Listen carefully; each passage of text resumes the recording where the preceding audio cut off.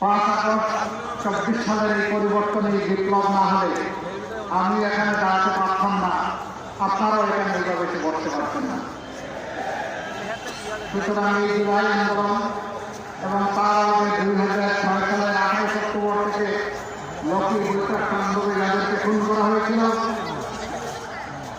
তৎকালীন ফ্যাসিস্ট সরকার ক্ষমতা আরোহণের মাত্র 1.5 মাসের মাথায় আমাদের সম্মুখে অবস্থিত পিলখানায় 57 জন সামরিক অফিসারকে যেভাবে নির্মমভাবে পরিকল্পিতভাবে খুন করা হয়েছিল, পরবর্তী পর্যায়ে বিচারের নামে চরম অবিচার করে জামাত ইসলামের নেতৃবৃন্দকে যেভাবে খুন করা হয়েছে, অন্যান্য দলের নেতৃবৃন্দকে খুন করা হয়েছে, কর্মীদেরকে খুন করা হয়েছে, আলিম উলামাকে খুন করা হয়েছে এবং হাজার হাজার মামলা দিয়ে, লক্ষ লক্ষ মামলা দিয়ে কোটি মানুষকে তারা নির্যাতন করেছে।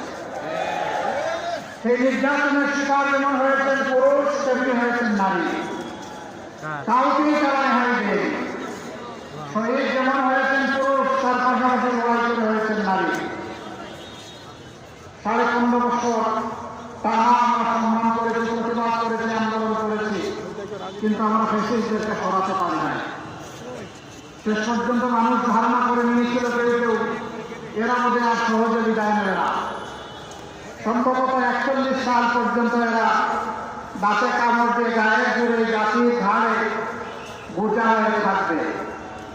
কিন্তু আল্লাহ তাআলা কোন হায়াতের মালিক, আল্লাহ তাআলা ক্ষমতা দিয়ে পরীক্ষা করেন। যারা ব্যর্থ হয়, আল্লাহর প্রতি বিদ্রোহী হয়ে উঠে, আল্লাহ তাদেরকে শাস্তির মুখোমুখি করেন। তুতিল মুলকা মান তাশা ওয়া তানজিউল মুলকা মিম্মান তাশা। আল্লাহ যাকে চান ক্ষমতা দিয়ে সুযোগ দেন, পরীক্ষা করেন।